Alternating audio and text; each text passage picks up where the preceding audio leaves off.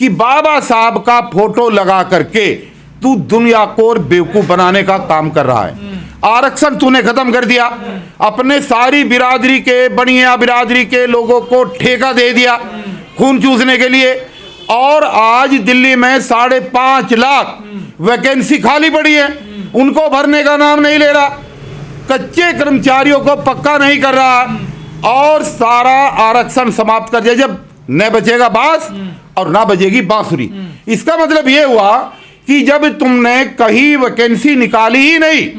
ये मैं दिल्ली सरकार की आरटीआई रिपोर्ट के आधार पर बड़ी जिम्मेदारी के साथ ये बात आपको कह रहा हूं कि पिछले 10 साल के केजरीवाल सरकार के शासनकाल के दौरान मात्र 431 लोगों को सरकारी नौकरी मिली है, जबकि 5.5 लाख सरकारी वैकेंसी दिल्ली के भिन्न भिन्न विभागों में खाली पड़ी है। जब दलित मुसलमानों का इतना नुकसान किया है केजरीवाल ने, तो फिर वोट क्यों दे रहे हैं? ये देखिए, यही दुर्भाग्य है। छोटे छोटे लालच के ऊपर, मेरा बिजली का बिल नहीं आ रहा, बहुत बढ़िया कर दिया, मुझे दवाई फ्री मिल रही है, बहुत बढ़िया कर दिया, पानी आ गया, कुछ इलाकों में आया, कुछ में नहीं आया, बहुत बढ़िया कर दिया, महिलाएं चल रही हैं बसों में बैठ करके, बहुत। तो ये जो रेवड़ी बांटने का काम इसने किया है, ये जो समाज है, जिस समाज की आप बात कर रहे हैं, ये समाज बिल्कुल बेवकूफ समाज है। और इस समाज की सबसे बड़ी बात यह है कि बाबा साहब का नाम तो लेता है, लेकिन बाबा साहब के विचारों पर ये इन्होंने कभी भी गंभीरता से विचार नहीं किया है। आप देखिए कि दिल्ली के अंदर अनुसूचित जाति उपयोजना का पैसा पिछले 10 साल से इकट्ठा हो करके हर साल वार्षिक बजट बनता है, वार्षिक बजट में उसका प्रबंधन किया गया है, उसकी एलोकेशन की गई है, उसका आवंटन किया गया है, आवंटन किया गया इसलिए चूंकि कानूनी दांवपेच है, उसके बाद में वो सारा पैसा फ्री की रेवड़ियों में लुटा दिया गया है। कह रहे पानी बिजली फ्री दे रहे हैं ना, देखिए पैसे से दिया जा रहा है। पानी बिजली फ्री, अगर उस पैसे से पानी बिजली फ्री अगर दलितों को दी जाती तो आपकी बात को मैं एक बार सच मान लेता, लेकिन हमारे दलित फंड के पैसे को लुटा करके जो पैसा हमारी विधानसभाओं में विकास पर लगना चाहिए, जो हमारे बच्चों के शैक्षणिक विकास के लिए लगना चाहिए, जो हमारी महिलाओं के लिए लगना चाहिए, जो छात्रवृत्ति में मिलना चाहिए, वो पैसा वहां ना लगाकर ये पैसा सारा इसने फ्री की रेवड़ियों में बांट दिया। और बांटा किसको? सरमाएदार लोगों को, उन लोगों को जिनके 10-10 लाख रुपए का क्या नाम है ब्याज आता है, उनके किराया आता है, ऐसी ऐसी महिलाएं जो 1-1 लाख रुपए सैलरी ले रही हैं, उन सबके ऊपर लुटा दिया। आज सवाल यह है कि ये 60,000 करोड़ रुपया जो दलित फंड का है, अगर ये 60,000 करोड़ रुपया 12 सुरक्षित विधानसभाओं में लगाया जाता तो एक विधानसभा के हिस्से 5,000 करोड़ रुपए बैठते। 5,000 करोड़ रुपए अगर वहां पर लग जाते तो क्या उन विधानसभाओं की तस्वीर ना बदलती? जहां आज पार्क नहीं है, पार्क में आज कुत्ते बिल्ली सुअर लेट रहे हैं, जहां पर आज अस्पताल नहीं है, जहां पर आज सड़कें नहीं है, जहां पर आज बसें नहीं जाती, जहां आज यातायात का समाधान नहीं है, जहां पर आज तक हॉस्पिटल नहीं है, तो क्या वहां पर विकास ना होता? तो ये दलित विधायक, दलित मंत्री क्या कर रहे हैं? ये सवाल तो ये गुलाम है। ये सारे जितने भी केजरीवाल के टिकट पर एमएलए बनते हैं, काउंसलर बनते हैं रिजर्व सीटों से, ये सब गुलाम है। ये अगर इंडिविजुअल खड़े हो जाएं, इनको 100 वोट भी नहीं मिलेगा। इनको पता है कि मेरी वोट मेरे आका के नाम पर मिल रही है, और आका की वोट आका के नाम पर ना मिल करके वो फ्री की रेवड़ियों पर मिल रही है। जब तक दिल्ली का दलित समाज अपने अधिकारों को, आप समझ लीजिएगा 5,000 करोड़, एक आंकड़ा और बता रहा हूं, हर विधानसभा के अंदर लगभग अमूमन 2 लाख वोटर है। उस 2 लाख वोटर में जो अनुसूचित जाति का वोटर है वो लगभग 50,000 है। अरे 5,000 करोड़ और 50,000 वोटर अगर आप डिवाइड करें तो आप पाएंगे कि कम से कम 1 करोड़ रुपया एक वोटर के हिस्से आता है। अब सवाल यह है कि 1 करोड़ रुपया तो दबा गया, और उस 1 करोड़ की एवज में आंखों में धूल झोंक करके केजरीवाल साहब वहां पर 1,000 रुपए के बिजली के बिल की कटौती और उनको रियायत दे करके उनको खुश कर रहा है, और ये समाज समझ नहीं रहा। नहीं, वोटर तो है दलित और मुस्लिम, और प्रत्याशी जनरल खड़े हो रहे हैं वहां पर। दलित और मुस्लिम वोटर है, ये बिल्कुल आप सही कर रहे हैं। और इन्हीं वोटरों की वजह से लोकसभा का चुनाव जीता। प्रत्याशी दलित वोटर क्यों नहीं मिलता केजरीवाल को? राज्यसभा का देखिए हाल क्या है। राज्यसभा में जो 12 सीटें यहां पर आई और पंजाब में भी आई, एक भी सीट पर राज्यसभा की किसी दलित को या किसी मुस्लिम को इसने प्रतिनिधि नहीं दिया। आपके सामने किसी को भेजा ही नहीं राज्यसभा, एक को भी नहीं भेजा। तो क्यों भाई, क्यों नहीं भेजा? वोट तो हमारा है, विधानसभा हमारी है, विधानसभा में जिता कर एमएलए हम भेजते हैं, उन्हीं एमएलए के बलबूते के आधार पर राज्यसभा की सीटें मिलती हैं। तो फिर वहां पर हमारा प्रतिनिधि क्यों नहीं है? एजुकेशन अच्छी कर दी है, स्कूल अच्छे कर दिए हैं। सब झूठी बात है। अगर अच्छी कर दी है, जितने भी स्विमिंग पूल इसने बनाए हैं स्कूलों के अंदर, जहां ये बाहर के लोगों को ला करके बेवकूफ बनाता है, मुझे आप बता दीजिएगा, आप सर्वे करा लीजिएगा कि 12 की 12 विधानसभाओं में जितने स्कूल हैं, जो रिजर्व विधानसभा में उनकी बात कर रहा हूं, एक भी रिजर्व विधानसभा के अंदर ये मुझे कहीं किसी स्कूल में स्विमिंग पूल दिखा दे। क्यों भाई, वहां पर क्यों नहीं बनाए? मनीष सिसोदिया के में क्यों बनाया? अड़पड़गंज में बनते हैं सारे। यस, क्योंकि वहां पर लोगों को पकड़ के लाते हैं और शिक्षा का मॉडल दिखाते हैं। अब मैं शिक्षा के मॉडल की अगर बात करूं, तो जिस शिक्षा के मॉडल की बात करके बेवकूफ बना रहे पूरे वर्ल्ड में, वहां पर 3000 आईटी असिस्टेंट जो डिप्लोमा होल्डर हैं, जो ग्रेजुएट हैं, जो पोस्ट ग्रेजुएट हैं, जो डाटा एंट्री करते हैं, कंप्यूटर जो ऑपरेटर, जो कंप्यूटर ऑपरेटर है, उनकी 6 महीने से सैलरी नहीं दी भाई साहब ने। और सैलरी ना देने के साथ साथ 6 महीने से उनका ठेका भी नहीं बढ़ाया, जबरदस्ती उनसे काम करा रहा। ये देखिए, जब हमने 20 तारीख को 20 दिसंबर को मंडी हाउस में इसकी विधानसभा का घेराव किया और सारे आईटी असिस्टेंट वहां पर आए, तो वहां पर बिल बिला करके इसने फाइल भेजी और आज रिजल्ट ये है कि एलजी साहब ने उन बच्चों को बहाल किया दोबारा और वो ड्यूटी पे चले गए। अगर हमने आवाज ना उठाई होती तो ये तो बेवकूफ बनाता रहेगा। आज सवाल ये है कि दिल्ली के अंदर विधानसभा का बिगुल आज बजने वाला है। चुनाव आयोग किसी भी क्षण डेट डिक्लेयर करने वाला है, चुनाव घोषित हो जाएगा। मैं कहना चाहता हूं अपने दलितों से, अपने मुस्लिम भाइयों से, अपने विशेष रूप से सफाई कर्मचारियों से, वाल्मीकि समाज के भाइयों से, कि जो आपके साथ छलावा हुआ है, उस छलावे का अगर आपको ब्याज सहित वसूली करनी है तो इस बार इसको वोट ना दें, क्योंकि तो हमें देखिए किसको दे ये विकल्प तो बहुत है। और ये विकल्प मेरे लिए कहना इसलिए उचित नहीं है कि मैं अगर कहूंगा कि इसको दो तो फिर ये हो जाएगा कि ये किसी पार्टी विशेष की तरफदारी कर रहे हैं। हम क्यों कहें किसको दे? तो जो भी आरोप लगे, देखिए आपने केजरीवाल का जीना हराम कर रखा, रोज सब यात्रा, रोज आंदोलन कर रहे हैं आप डेली। अब भी क्यों कर रखा जीना हराम, ये भी समझ लीजिएगा। केजरीवाल की जगह अगर आज इस सत्ता की कुर्सी पर कांग्रेस बैठी होती तो हम कांग्रेस को जब भी तो कोसते।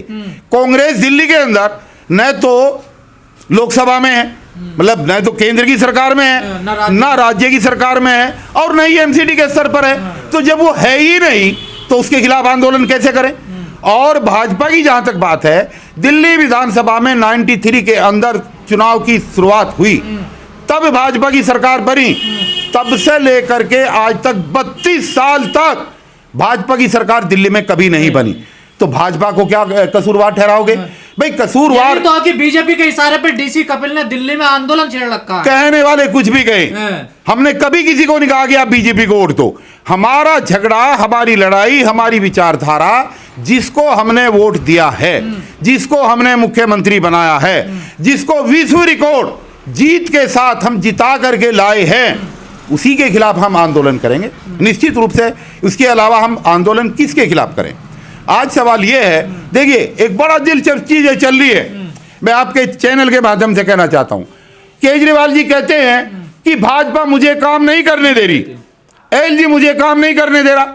अब दिल्ली की जनता ये केजरीवाल से सवाल कर रही है कि 70 सीटों में से विश्व रिकॉर्ड के साथ 67 सीटें दी, तुम जब नहीं काम कर पाए। दोबारा चुनाव हुआ तो 70 में से 62 दी, तुम तब भी काम नहीं कर पाए। और तुमने बहुत बढ़िया बढ़िया काम कर लिए, उनको नहीं रोका किसी ने। आपने शीश महल बना लिया, किसी ने नहीं रोका। आपने एक के साथ एक दारू की बोतल फ्री बांटी, आपको किसी ने नहीं रोका। तो बात सवाल यह है कि अगर 70 में से 67 और 62 सीटें देने के बाद भी आप ये कह रहे हैं कि मुझे काम नहीं करने दिया जा रहा है, तो क्या आप उम्मीद करते हो कि 70 की 70 आपको मिले? वो तो कभी होगा नहीं। तो फिर आपको वोट क्यों दिया जाए? आप है या आपदा है? ये आपकी बहुत बड़ी आपदा है, ये बीमारी है, ये झूठ की पिटोली है, और ये आरएसएस का छोटा रिचार्ज है। बीजेपी की भाषा ये बीजेपी नहीं, बीजेपी तो कभी कहेगी नहीं कि हमारा छोटा रिचार्ज तो कह रही है आपदा इनको। देखिए, छोटा रिचार्ज इसलिए है, ये कहता विकास होना चाहिए। अरे फिर काम के नाम पर वोट मांगना, हनुमान के नाम पर वोट क्यों मांगता है? जेल जाता है तब भी हनुमान याद आता है, जेल से छूटता है तब भी हनुमान याद आता है। अब पुजारियों के में भी वहीं से इसने रजिस्ट्रेशन करने शुरू करे। तो बाबा साहब याद नहीं आए थे, आपको पता? बाबा साहब कभी याद नहीं आए। बाबा साहब के फोटो पर माला और बाबा साहब के विचारों पर ताला, यही काम इसने हमेशा किया है और ये वही करेगा। वो बात अलग है। जब आप लोग सब जानते थे कि केजरीवाल जो है आरक्षण विरोधी, उन्होंने आरक्षण के विरोध में कई सारे विरोध प्रदर्शन किए हैं, तो फिर आप लोग ये भूल थी कि उन चीजों को जब पार्टी बनने से पहले, अन्ना आंदोलन शुरू होने से पहले भी इसने तमाम जगह पर जाकर के आरक्षण का विरोध किया था। उसी समय जनता को समझ लेना चाहिए था, लेकिन लोगों को ये लग रहा था कि भैया पार्टी बना ली इसने, हो सकता है अब नया विकास करे। और चूंकि दिल्ली की जनता, ये कड़वा सच है, पानी, बिजली और तमाम चीजों में, शिक्षा, स्वास्थ्य के मामले में कांग्रेस की सरकार से, बीजेपी की सरकार से त्रस्त आ चुकी थी, तो एक विकल्प के रूप में एक मौका दिया। लेकिन एक मौका देने के बाद जब पहले 5 साल में इसने काम नहीं किया, ये झूठा साबित हुआ। इसके जितने भी मैनिफेस्टो थे, उन मैनिफेस्टो के अंदर जितने पॉइंट थे, कोई भी क्लियर नहीं किया। तो 2020 में जनता को सचेत हो जाना चाहिए था कि बाबा साहब का आशीर्वाद ले रहे हैं, बाबा साहब का बेटा बता रहे हैं, बाबा साहब की फोटो लगा रहे हैं, बाबा साहब की फोटो पर माला और बाबा साहब के विचारों पर ताला। आपने 2 दिन पहले देखा होगा कि उन्होंने एक फिर रेवड़ी बांटी दिल्ली के अंदर, और ये कहा कि हम दिल्ली के मंदिरों के पुजारियों को और दिल्ली के ग्रंथियों को 18,000 रुपए मासिक पर मंथ जो है हम उनको वेतन देंगे।